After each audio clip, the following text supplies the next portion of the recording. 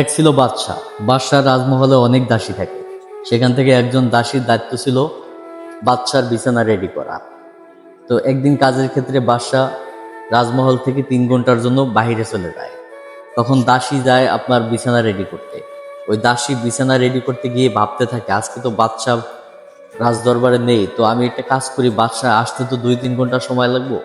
তো আমি এক্ষেত্রে বাদশার বিছানা একটু ঘুমিয়ে দেখি, বিছানাটা এত সুন্দর, আমি যুগ যুগ করে সাজাইতেছি, বিছানাটা রেডি করতেছি, কিন্তু কোনোদিনও শুয়ে দেখলাম না।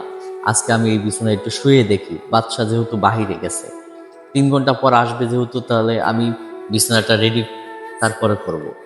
এই দাসী কিছু না ভেবেই তারপরে আপনার বিছানায় শুয়ে গেল।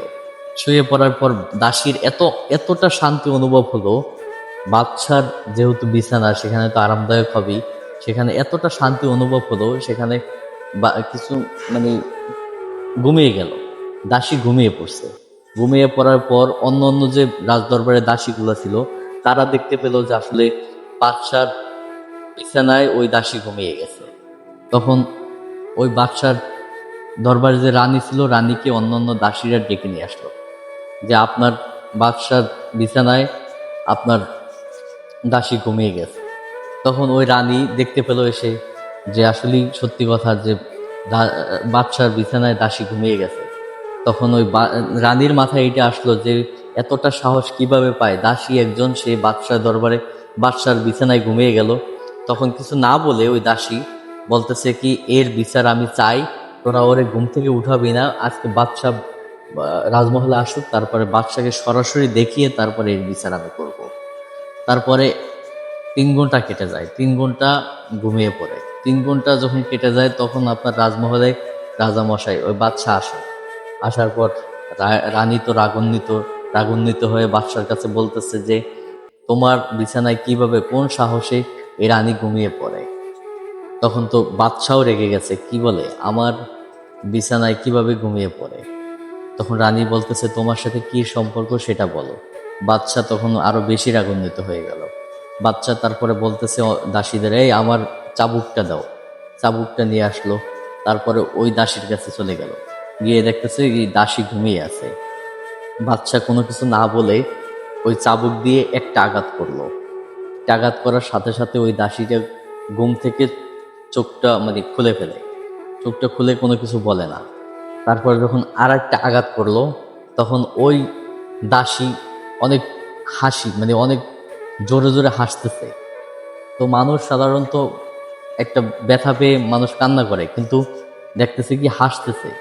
তখন ওই রানী বলতেছে, আয় হায়, তোমার সাথে প্রেমে পড়ছে, তুমি ওর সাথে কোনো সম্পর্ক আছে, এই কারণে তুমি যখন বাড়ি মারতেছো, আঘাত করতেছো, তখন ওর কষ্ট অনুভব হচ্ছে না। তখন বাদশাহ কিছু না ভেবে আর একটা জোরে আঘাত করলো। আঘাত করার সাথে সাথে ওই দাসী জোরে চিৎকার করে কান্না করা শুরু করলো। কান্না করার সাথে সাথে পরে বাদশাহ থেমে গেল, আর আঘাত করেনি।